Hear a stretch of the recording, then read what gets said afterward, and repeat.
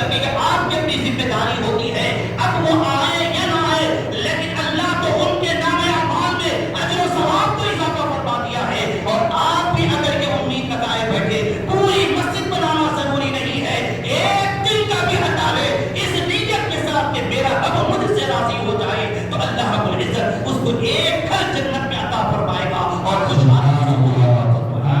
تو میرے بزرگوں بھائیوں نوجوانوں اللہ رب العزت ارشاد فرماتے انما یعمر مساجد اللہ من آمن باللہ والیوم الآخر, یعنی مسجدیں تعمیر کون کرتے ہیں؟ یہ ہر ایک کو توفیق نصیب نہیں ہوتی ہے, ہر ایک کے نصیب میں یہ بات نہیں آتی ہے جو مسجد تعمیر کرے, لیکن اللہ رب العزت نے بیان فرما دیا کہ جو اللہ پر ایمان لائے, آخرت پر ایمان لائے, پھر اس کے بعد نمازوں کو قائم کرنے والا ہو اور پھر وہ زکات ادا کرنے والا ہو, اعمال صالحہ کو اختیار کرنے والا ہو اور اللہ کے علاوہ کسی اور سے نہ ڈرنے والا ہو, ایسے بندے کو اللہ رب العزت مسجد کی تعمیر میں حصہ لینے کی توفیق عطا فرمائے گا.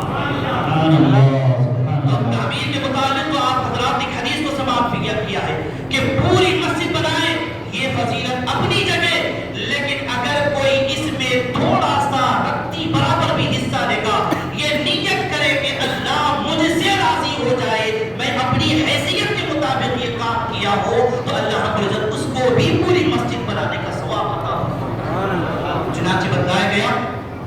کہ کسی مقام پر ایک بادشاہ نے یہ نیت کیا کہ ایک مسجد مکمل میرے اپنے خرچ سے میں بناؤں گا, اس میں کسی ایک کا بھی پیسہ میرے اس پیسے میں شامل نہیں ہونا چاہیے. اب ایک اور شخص تھا جو غریب تھا, مستحق تھا اور نادار تھا, اسباب اتنے نہیں تھے کہ مسجد بنا سکے, لیکن کچھ اینٹیں اس کے پاس رکھی ہوئی تھی. وہ بادشاہ کے پاس جاتا ہے اور یہ کہنے لگتا ہے کہ بادشاہ سلامت, آپ مسجد بنا رہے ہیں, مجھے معلوم ہوا میری حیثیت تو اتنی نہیں ہے کہ میں پوری مسجد بنا سکوں, لیکن کچھ اینٹیں ہیں, میں اس کو آپ جو مسجد بنوا رہے ہیں اس میں شامل کروانا چاہتا ہوں. تو بادشاہ نے انکار کیا کہ میری نیت تو یہ ہے کہ میری مسجد میں جو بنا رہا ہوں اس میں صرف میرا پیسہ رہے, کسی اور کا پیسہ نہ رہے, کسی اور کی چیز نہ رہے, اس لیے میں اپنی نیت کے مطابق کام کروں گا. بہرحال ہوا